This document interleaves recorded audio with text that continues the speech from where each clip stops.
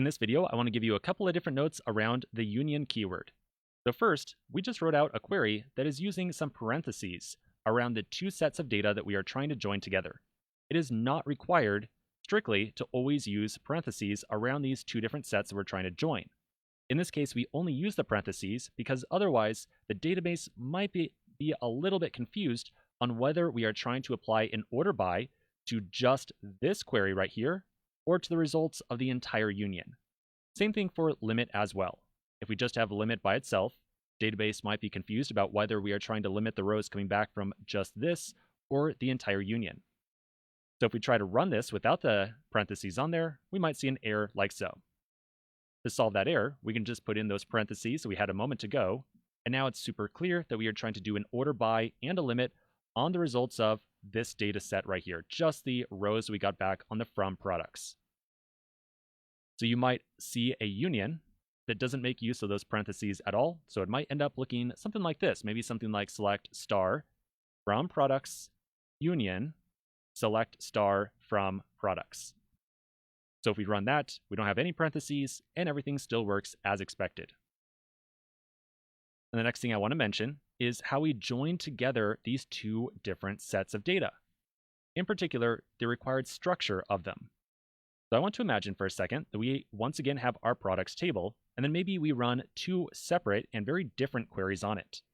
So on the left-hand side, we are selecting the name and the price columns only from products.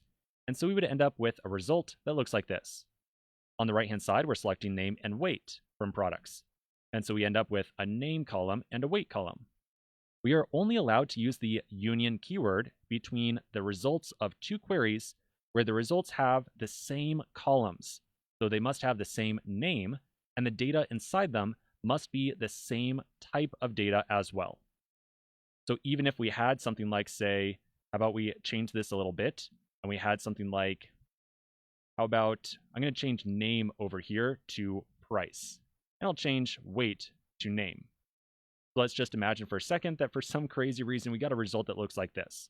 In this case, we've got the same name of columns, we have a price, and a name, but the type of data across these two results of queries is different. Over on the right-hand side, our price column has strings, but on the left-hand side, price has numbers. And likewise, on the left-hand side, name has strings. Over here, name has numbers.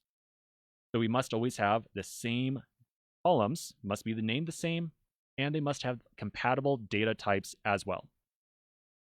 We can test this out very easily by doing, say, a select name from products, and then try to find the union of that with a select price from products.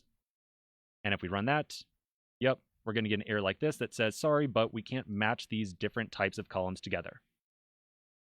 Doesn't even matter if we also tried to do, say, rename a column. So if I tried to rename this price column over to name, we're going to see a very similar error as well. All right, so that is it for union. Now this is just one set operator. A set operator is a keyword that's going to try to join together different sets of data. In this case, we are treating our set as being the result of a query. We're going to take a look at two other types of set operators that you might need to make use of. Let's take a look at those in the next video.